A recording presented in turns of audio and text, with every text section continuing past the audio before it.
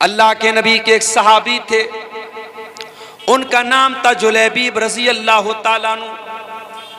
जुलैबीब बड़े हंसी मजाक करने वाले सहाबी थे।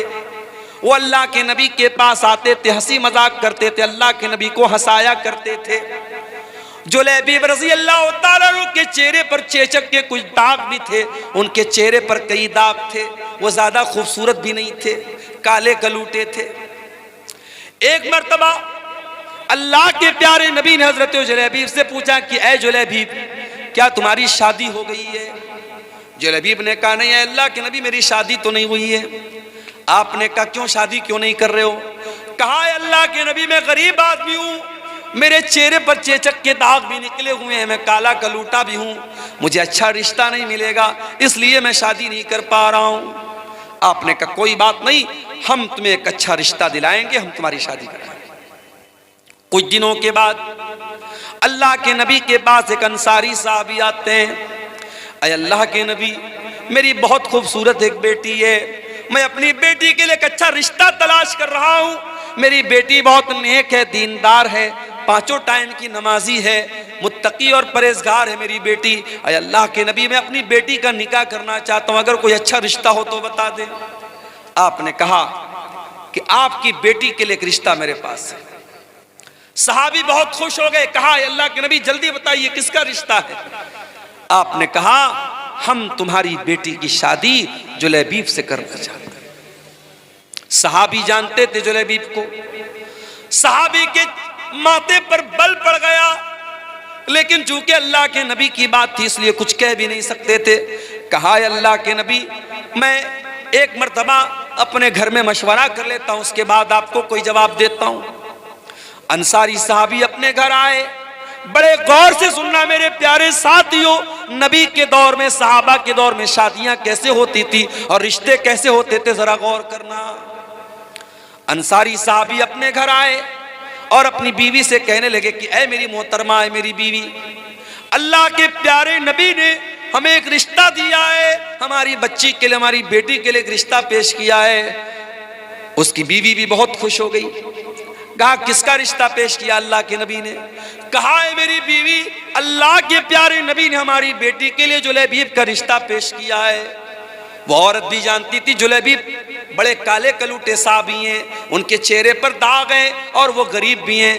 कहा कि नहीं नहीं, हमने बड़े अच्छे अच्छे रिश्तों को ठुकरा दिया है, हम अपनी बेटी की शादी जुलैबीब से नहीं कराएंगे। फैसला कर लिया माँ ने और बाप ने कि नहीं, हम ये रिश्ता कबूल नहीं करेंगे। हम लोग अल्लाह के नबी को जवाब दे देंगे कि अल्लाह के नबी, हमें ये रिश्ता मंजूर नहीं है। बाप जब जाने लगा घर से, अंदर से लड़की आई, ऐ मेरी अम्मी जान, ऐ मेरे अब्बू जान, एक मिनट मेरी बात सुन लीजिए।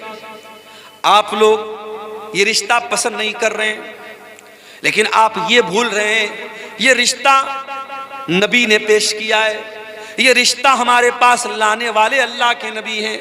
हो सकता है ये नबी का रिश्ता है, नबी ने पेश किया है, हो सकता है कि इसी रिश्ते में अल्लाह ताला ने मेरे लिए बरकत रखी हो। ऐ मेरे अब्बू जान, आप मेरी शादी उसी से करा दीजिए जिसके साथ अल्लाह के नबी ने रिश्ता पेश किया है, मैं तैयार हूं। अल्लाह अकबर। उस दौर की औरतें भी कैसी होती थी। आज तो कितने नौजवानों का रिश्ता जब फोटो जाता है लड़की के पास और लड़की देखती है दाढ़ी वाला है, नहीं नहीं ये नहीं चलेगा, मैं इस मुल्ला से शादी नहीं करूंगी, मैं इस दाढ़ी बाबा से शादी नहीं करूंगी। कितनी लड़कियां हैं जो जिद करके अपने शौहर की दाढ़ी को छोटा करवा देती हैं। कितनी औरतें हैं जिनके नखरों की वजह से शौहर हराम काम कर लेता है। मेरे प्यारी माँ और बहनों, नबी के दौर की औरतें कैसी थीं। सहाबी की बेटी कह रही है कि अय अब्बा जान, अगर नबी ने ये रिश्ता पेश किया है, मैं शादी करने को तैयार हूं। सहाबी अल्लाह के नबी के पास आते हैं और पूरी बात बता देते हैं। अय अल्लाह के नबी, मुझे और मेरी बीवी को तो ये रिश्ता पसंद नहीं आया था और हम तो ना करने वाले थे, मगर मेरी बेटी ने कहा कि अगर ये रिश्ता अल्लाह के नबी ने पेश किया है तो मुझे ये रिश्ता मंजूर है और मेरी बेटी शादी करने को तैयार है। अय अल्लाह के नबी, मैं तैयार हूँ आप शादी के लिए, आप शादी की तैयारी कीजिए। जब नबी ने सुना कि लड़की इतनी दीनदार है और इतनी अल्लाह और उसके रसूल की बात मानने वाली है, आपने दुआ की, अल्लाहुम्मा बारिक लहा फी ऐशिहा वला तजअल ऐशहा कद्दन कद्दा। ऐ अल्लाह, इस लड़की की जिंदगी में तू बरकतें अता फरमा दे, इस लड़की की जिंदगी में कभी परेशानी ना आए। कुछ दिनों के बाद शादी हुई और वो लड़की अपने शौहर के साथ, हजरत जुलैबीब के साथ हंसी खुशी जिंदगी गुजारने लगी। कुछ दिनों के बाद अल्लाह के नबी सहाबा के साथ एक जंग में जाते हैं। उस जंग में जुलैबीब भी जाते हैं और जंग के बाद जब शहीदों की लाशों को रखा जाता है, हजरत जुलैबीब रज़ी अल्लाह ताला अन्हु मैदान जंग में उनकी लाश नहीं मिलती है। अल्लाह के नबी अपने सहाबा से कहते हैं, जरा तलाश करो, कहीं ना कहीं जुलैबीब की लाश भी मिलेगी। जुलैबीब की जब लाश मिलती है मेरे प्यारे साथियों, तीरों और तलवारों के जख्म से भरी हुई लाश, 7-8 दुश्मनों के बीच में अकेली लाश, जो ये बता रही थी कि जुलैबीब दुश्मनों के नरगे में थे, दुश्मनों के घेरे में थे और कई लोगों से लड़ते हुए वो अल्लाह को प्यारे हुए थे। अल्लाह के नबी ने देखा जुलैबीब को, आपने कहा ये मेरा नौजवान सहाबी है, इसने अल्लाह की राह में लड़ते लड़ते जान दे दी है। आपने जुलैबीब की लाश को उठाया और अपने कंधे पर आपने उठा करके उसकी लाश को कब्र में आपने उतारा। दुनिया के जनाजे के लिए चारपाई आती है, दुनिया के जनाजे को लोग अपने कंधों पे लेके जाते हैं और जुलैबीब की लाश को अल्लाह के नबी अपने कंधे पे लेके जा रहे हैं और आपने अपने हाथों से कब्र में उतारा और आपने दुआ की, ऐ अल्लाह, मैं इस बंदे से राजी था और तू भी इससे राजी हो जा। सहाबा कहते हैं कि जुलैबीब की कब्र को देख करके और उनकी लाश के साथ नबी का मामला देख करके हमारे दिल में यह तमन्ना पैदा हुई कि काश ये हमारी कब्र होती और नबी ने हमारे लिए दुआ की। और उसके बाद जब जुलैबीब का इंतकाल हो गया तो हमें तारीख और सीरत की किताबें ये बताती हैं कि जुलैबीब की वो जो बेवा औरत थी, जो उनकी बेवा खातून थी, वो अल्लाह की राह में सदका और खैरात बहुत ज़्यादा करती थी, जबकि आम तौर से बेवा औरतों के पास माल की किल्लत होती है, माल की कमी होती है, मगर अल्लाह ताला गैब से रोज़ी देता था उस औरत को। इस औरत ने अपने शौक़ और अरमान को कुर्बान किया था नबी की और अल्लाह की इताअत करते हुए, जिसने कहा था कि मैं जुलैबीब के साथ निकाह करने को तैयार हूँ और जिसके लिए नबी ने दुआ की थी कि अल्लाह तो इसकी ज़िंदगी में बरकत अता फरमाना। उस औरत की ज़िंदगी में वाकई बरकत पैदा हुई और मदीना में अगर कोई बेवा औरत सबसे ज़्यादा अल्लाह की राह में सदका और खैरात करती थी तो सहाबा कहते हैं जुलैबीब की बेवा औरत थी। मेरे अजीज़ों, मेरे भाइयों, मेरे बुजुर्गों, ये सहाबे किराम की सोसाइटी थी। हम और आप जरा अपनी सोसाइटी का जायजा लें। हमारे यहाँ रिश्ते नाते में सिर्फ हम सामने वाले की खूबसूरती देखते हैं, सिर्फ रुपया पैसा देखते हैं, सिर्फ जात और बरादरी देखते हैं, हम दीनदारी नहीं देखते हैं। ये जहेज की रस्म ये नहीं खत्म हो सकती, ये लालच नहीं खत्म हो सकता जब तक हम रिश्ते नातों की बुनियाद दीनदारी पर नहीं करेंगे। इसीलिए अल्लाह के नबी फरमाते हैं, तुनकहुल मरातुल अर्बईन, जब औरत का निकाह होता है 4 चीजें औरत के अंदर देखी जाती हैं, ले मालिहा वले हसबिहा वले जमालिहा वले दीनिहा। कुछ लोग औरत का माल देखते हैं, कुछ लोग औरत का खानदान देखते हैं, कुछ लोग औरत की खूबसूरती देखते हैं और कुछ लोग औरत की दीनदारी देखते हैं। फज़फर बिज़ातिद्दीन, अल्लाह के प्यारे नबी फरमाते हैं कि ओ लोगों, तुम दीनदार औरत को अपने घर में लेकर के आ जाओ, कामयाब हो जाओगे। दीनदार औरत को अपने घर में लेके आओ, कामयाब हो जाओगे। मेरे प्यारे साथियों, आज घरों में सास और बहू के झगड़े हैं, देवरानी जेठानी के झगड़े हैं, ननद और भाभी के झगड़े हैं, हर घर में फसाद है, हर घर में बिगाड़ है। क्यों? क्योंकि हमने खूबसूरती तो देखी है, हमने लंबा चौड़ा जहेज तो हमने देख करके शादी कर ली, हमने दीनदारी नहीं देखी है। दीनदारी को तरजीह दीजिए, दीनदार बाप की दीनदार बेटी को अपने घर में लाइए, इंशाअल्लाह बरकत होगी। मेरे अजीजों, आज समाज की इस्लाह की अगर आप बात करें, शादी ब्याह में आज हमारे यहाँ बहुत सारे मामला गड़बड़ चल रहे हैं। इसी सीमांचल के इलाके में मुझे लोगों ने बताया, बाकायदा आज भी कुछ गांव ऐसे हैं जहां शादियों में डीजे तक बजता है, गाना तक बजता है। और इसी हिंदुस्तान की सरजमीन पर मुख्तलिफ इलाकों का दौरा करते हुए मैंने महसूस किया है कि हम मुसलमानों में शादी ब्याह को लेकर के बहुत बुरी बुरी रस्में हैं।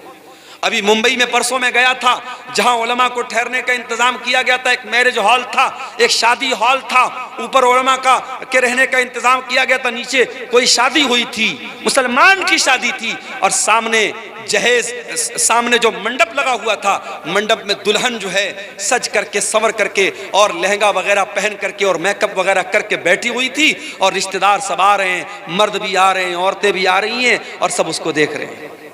ये बहुत सारे इलाकों में ये चलता है कि दुल्हन को बाकायदा मर्द हजरात भी आकर के देखते हैं और मुंह दिखाई तक देते हैं। मेरे प्यारे साथियों, ये रस्में इस्लाम के अंदर नहीं है। इस्लाम बड़ा पाकीज़ा मजहब है, इस्लाम बड़ा साफ सुथरा मजहब है। हमने रस्म और रिवाज के जरिए शादी ब्याह के इस बंधन को बहुत ही नापाक बना डाला है मेरे साथियों। और फजूल खर्ची अल्लाह की पनाह है। फजूल खर्ची तो इस कदर हो रही है शादी के मौके पर जिसकी कोई हद नहीं है। कोई बारात पर पैसे लुटा रहा है, कोई अपनी बेटी को सोने से तौल रहा है, कोई बारातियों पर नोटों की गड्डियां बरसा रहा है, कोई आतिशबाजी पर पानी की तरह पैसे खर्च कर रहा है। वो उम्मत जिसके बच्चे आज भूखे प्यासे तड़प रहे हैं, जिसके गरीब बच्चे आज पैसे की कमी की वजह से अपनी पढ़ाई पूरी नहीं कर पा रहे हैं, जिस उम्मत की कितनी गरीब लड़कियां शादी का इंतजाम न होने की वजह से शादी नहीं कर पा रही हैं, उस उम्मत में पैसे वाले लोग अपनी लड़के और लड़कियों की शादी पर बेतहाशा पैसे खर्च करते हैं। मेरे प्यारे साथियों, ये माल अल्लाह की अमानत है। अल्लाह पूछेगा, ये माल हमने तुमको दिया था, मैंने तुमको इसलिए दिया था ताकि तुम सही रास्ते पर खर्च करो। तुमने माल को फजूल खर्ची में और नाजायज जगहों पर क्यों खर्च किया? मेरे प्यारे साथियों, हमें इसका जवाब देना पड़ेगा। और आगे बढ़िए, समाज की अगर इस्लाह करना है, समाज को अगर सुधारना है, अपने अकीदे की इस्लाह करना भी बहुत जरूरी है। मेरे प्यारे साथियों, जिस समाज के अंदर अकीदा दुरुस्त नहीं होगा, तौहीद दुरुस्त नहीं होगी, जिस समाज के अंदर कब्रों पर सजदा किया जाएगा, जिस समाज में तावीज़ और गंडा पहना जाएगा, जिस समाज में बिल्ली के आगे से गुजरने पर बाइक को और गाड़ी को ब्रेक लगा दिया जाएगा, जिस समाज में तौहीद का कोई नामो निशान न होगा, मेरे प्यारे साथियों, वो समाज कभी नहीं सुधर सकता है। हम और आप मुसलमान हैं और मुसलमान का मतलब ये होता है वो ला इलाहा इल्लल्लाह और मुहम्मद रसूलुल्लाह का कलमा पढ़ने वाला होता है। हमारे दीन की बुनियाद तौहीद पर है। जब तक हमारी तौहीद सही नहीं होगी, हमारा कोई भी अमल अल्लाह ताला क्या कबूल नहीं होगा। तौहीद जब तक दुरुस्त नहीं है, अल्लाह क्या कोई नेकी हमारी कबूल नहीं होगी। अल्लाह के नबी के आने के पहले मक्का में एक आदमी रहता था जिसका नाम अब्दुल्ला बिन जुदान था। बहुत नेक इंसान था, गरीबों को खाना खिलाया करता था, हाजियों की खिदमत किया करता था, हाजियों को पानी पिलाया करता था। अब्दुल्ला बिन जुदान मर गया। हजरत आयशा ने अल्लाह के नबी से पूछा, आए अल्लाह के नबी, अब्दुल्ला बिन जुदान तो बड़ा नेक इंसान था, इतनी गरीबों की मदद किया करता था, दान पुण्य का काम किया करता था, खैरात किया करता था। आए अल्लाह के नबी, क्या अब्दुल्ला बिन जुदान को उसकी नेकी क़यामत के दिन काम देगी? क्या वो अल्लाह ताला के जन्नत में दाखिल हो जाएगा? क्या वो जहन्नम के अजाब से बच जाएगा? अल्लाह के नबी ने फरमाया कि नहीं, ऐ आयशा, अब्दुल्ला बिन जुदान की नेकी उसके कोई काम नहीं आएगी। ऐ आयशा, अब्दुल्ला बिन जुदान ने कभी ये नहीं कहा था रब्बी ग़फ़िरली ख़तीअती यौमद्दीन, ऐ मेरे परवरदिगार तू मुझे क़यामत के दिन अपने अज़ाब से बचा लेना। न वो क़यामत के दिन को मानता था, न अल्लाह ताला की तौहीद को मानता था। मेरे प्यारे साथियों, जब तक तौहीद हमारे अंदर नहीं होगी, जब तक ईमान हमारा ठीक नहीं होगा, तब तक अल्लाह ताला की हमारी कोई भी नेकी कबूल नहीं होगी। अभी मोबाइल पर फेसबुक ऐसे ही खोला मैंने, एक मौलवी चिल्ला चिल्ला के तकरीर कर रहा था कि खाने काबा गौसे आजम के घर का तवाफ लगाता है। गौसे आजम किसको बोलते हैं? हजरत शेख अब्दुल कादिर जिलानी रहमतुल्लाह अलैह को गौसे आजम बोलते। गौस माने मददगार, आजम माने सबसे बड़ा। गौसे आजम माने सबसे बड़ा मददगार। यानी आज मुसलमान अल्लाह को नहीं, किसी वली को और किसी नेक बंदे को कह रहा है कि वो गौसे आजम है। और मुसलमान का ये अकीदा है कि अल्लाह का घर खाने काबा, जिसका सारी दुनिया के मुसलमान जाकर के तवाफ करते हैं, खाने काबा शेख अब्दुल कादिर जिलानी के घर का तवाफ करता है। मेरे प्यारे साथियों, ये अकीदा मुसलमान रख रहा है और मुसलमान का मौलवी बयान कर रहा है, और यही वो अकीदा था जिसके बारे में मौलाना अल्ताफ हुसैन हाली ने कहा था कि करे गैर गरबुत की पूजा तो काफिर, कवाकिब में माने करिश्मा तो काफिर, झुके आग पर बैर सजदा तो काफिर, जो ठहराए बेटा खुदा का तो काफिर, मगर मोमिनों पर कुशादा है राहें, परस्तिश करें शौक से जिसकी चाहें, नबी को जो चाहें खुदा कर दिखाएं, इमामों का रुतबा नबी से बढ़ाएं, मज़ारों पे जा जा के नजरें चढ़ाएं, शहीदों से जा जा के मांगे दुआएं, न तौहीद में कुछ कमी इससे आए, न इस्लाम बिगड़े न ईमान जाए। इसी समाज में हम देखते हैं, लड़की पैदा हुई, बाप की पेशानी पर बल पड़ गए, ये लड़की कहां से आ गई। हालात ये हैं, गवर्नमेंट की स्कीमें आती हैं, अभी प्राइम मिनिस्टर साहब की एक स्कीम चल रही है, सुकन्या समृद्धि योजना, लड़कियों के नाम पर पैसा इकट्ठा करो, जब वो 20 साल की हो जाएं, शादी के काबिल हो जाएं, तो आपके पास अच्छा खासा पैसा हो जाए। यानी कहीं ना कहीं समाज में ये सोच मौजूद है कि लड़की आई है तो एक बोझ बन के आई है, बेटी पैदा हुई तो माँ बाप के माथे पर बल पड़ गए, ये मुसीबत कहां से आ गई। कल जब ये लड़की जवान होगी, हमें इसकी शादी करना पड़ेगा, इसके जहेज का इंतजाम करना पड़ेगा। इस जहेज की रस्म ने कितनी बच्चियों की, मेरे प्यारे साथियों, जान ले ली। गरीब बाप अपनी बेटी के जहेज का इंतजाम नहीं कर पा रहा है, बाप चिंता में जिंदगी गुजार रहा है, बेटी चिंता कर रही है कि मेरा बाप कब मेरी शादी करेगा। बेटे तो कभी कभी खुल के बोल देते हैं बाप से, मेरी शादी कराइए। बेटा कुछ करे या ना करे, कमाए या ना कमाए, शादी के काबिल हो गया तो बाप को जाके सुना देगा, मेरी शादी क्यों नहीं करा रहे। बेटी तो नहीं सुनाती ना, बेटी तो शर्माती है। बेटी 25 साल की हो गई, 30 साल की हो गई, 35 साल की हो गई, अब तो रिश्ते नाते आने भी बंद हो गए। मेरे प्यारे साथियों, इस जहेज की रस्म की वजह से कितनी लड़कियों की जवानी बर्बाद हो गई, उनको रिश्ते नहीं मिल रहे हैं। और एक बात बोलूं आपसे, अगर आप जहेज को रोकना चाहते हैं तो आप सिर्फ लड़की वालों को, ये लड़के वालों से के कहने से ये काम नहीं चलेगा कि आप जहेज मत लीजिए। लड़की वालों की भी जिम्मेदारी है कि वो दीनदारी देख करके शादी करें। अगर लड़के वाले लालच कर रहे हैं कि हम ऐसी लड़की क्या शादी करें जहां से जहेज ज्यादा मिलेगा, तो माफ करना, लड़की वाले भी लालची होते हैं और वो तलाश करते हैं ऐसा रिश्ता जहां दामाद बहुत पैसे वाला या सरकारी नौकरी वाला या बहुत बड़ा बिजनेसमैन मिल जाए। अगर कोई मिडिल क्लास का लड़का है, कोई मामूली कमाने वाला लड़का है, उस लड़के के साथ कोई जल्दी अपना रिश्ता करना नहीं चाहता है। ताली दोनों हाथ से बजती है मेरे प्यारे साथियों। जहेज की इस गंदी रस्म के लिए सिर्फ लड़के वाले दोषी नहीं हैं, लड़की वाले भी दोषी हैं। अगर लड़के वाले मोटी रकम, जहेज के नाम पर मोटी रकम तलाश कर रहे हैं, तो लड़की वाले भी उसी हिसाब से दामाद तलाश कर रहे हैं। अल्लाह के प्यारे नबी ने क्या फरमाया, इज़ा खतब इलैकुम मिम्मन तरज़ौन दीनहु व खुल्क़हु, जब तुम्हारी लड़कियों के लिए ऐसा रिश्ता आ जाए, लड़का दीनदार है, लड़का बाखलाक है, फज़व्विजूहु, तो तुम अपनी लड़की की शादी उससे कर दो। देखो अल्लाह के नबी ने 4 बेटियों की शादी की। मालूम है आपको, नबी की 4 बेटियां थी। सबसे बड़ी बेटी का नाम क्या था, कोई बता सकता है? इधर से कोई बताए नबी की बड़ी बेटी का नाम। बोलो भाई, सो गए क्या? मालूम है नबी की बड़ी बेटी का नाम ज़ैनब। नबी की बड़ी बेटी का नाम ज़ैनब, और दामाद का नाम, ज़ैनब के शौहर का नाम बोलो, नहीं मालूम? क्या तकरीर सुनते हैं आप लोग? तकरीर सुन सुन के बूढ़े हो गए और आज तक नबी की बेटियों का नाम नहीं मालूम, नबी के दामादों का नाम नहीं मालूम।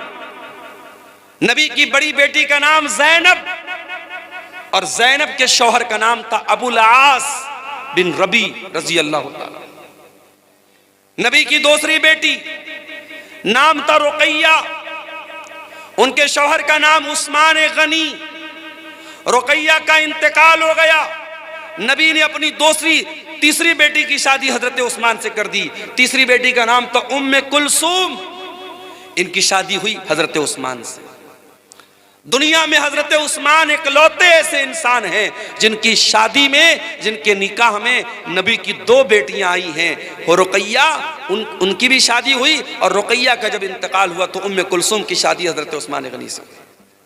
और नबी की सबसे छोटी बेटी, सबसे चौथे नंबर की बेटी का नाम था फातिमा, उनकी शादी किससे हुई? हजरत अली से।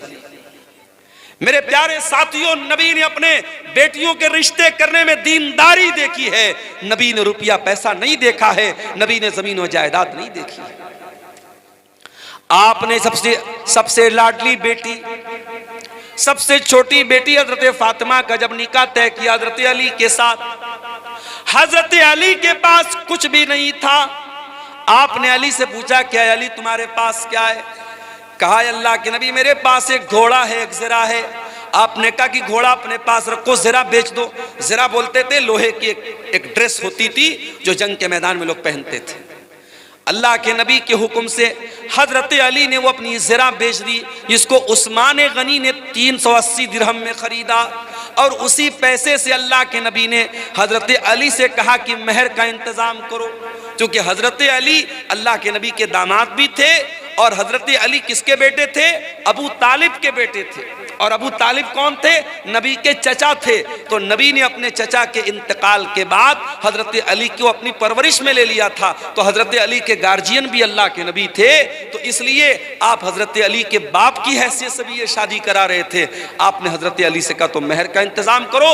और उसके बाद चूंकि नई गिरस्ती थी, नया घर बनाना था, हजरत अली के पास कुछ नहीं था, तो अल्लाह के नबी ने हजरत अली ही के पैसे से एक तकिया खरीदा, एक चादर खरीदा और एक पानी का बर्तन, मशकेजा, ऐसी जरूरत की 4-5 चीजें खरीदी हैं। कुछ लोग इसको जहेज का नाम देते हैं, माफ कीजिए ये जहेज नहीं था, ये हजरत अली ही के पैसे से अल्लाह के नबी ने इसको लिया था और अपनी बेटी को दिया था।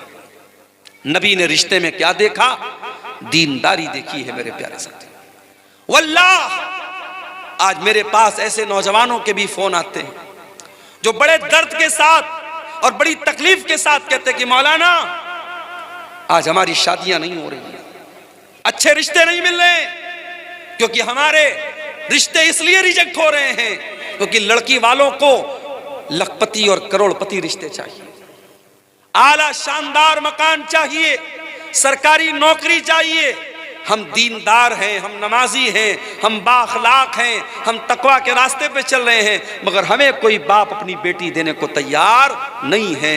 मेरे प्यारे साथियों, जहेज की इस गंदी रस्म को अगर खत्म करना है तो हमें और आपको रिश्ते नाते में दीनदारी को लाना पड़ेगा। अल्लाह के नबी के एक सहाबी थे, उनका नाम था जुलैबीब रजी अल्लाह ताला अन्हु। जुलैबीब बड़े हंसी मजाक करने वाले सहाबी थे। वो अल्लाह के नबी के पास आते थे, हंसी मजाक करते थे, अल्लाह के नबी को हंसाया करते थे। जुलैबीब रजी अल्लाह ताला अन्हु के चेहरे पर चेचक के कुछ दाग भी थे, उनके चेहरे पर कई दाग थे, वो ज्यादा खूबसूरत भी नहीं थे, काले कलूटे थे।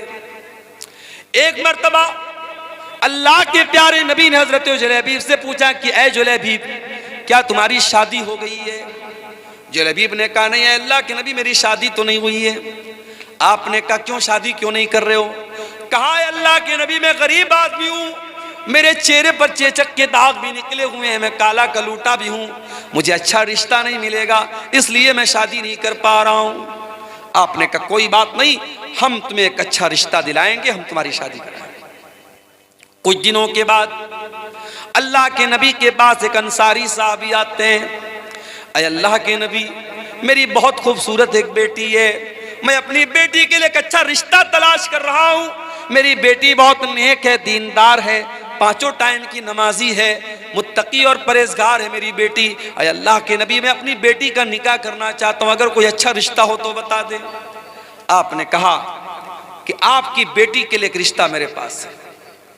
सहाबी बहुत खुश हो गए, कहा अल्लाह के नबी जल्दी बताइए किसका रिश्ता है।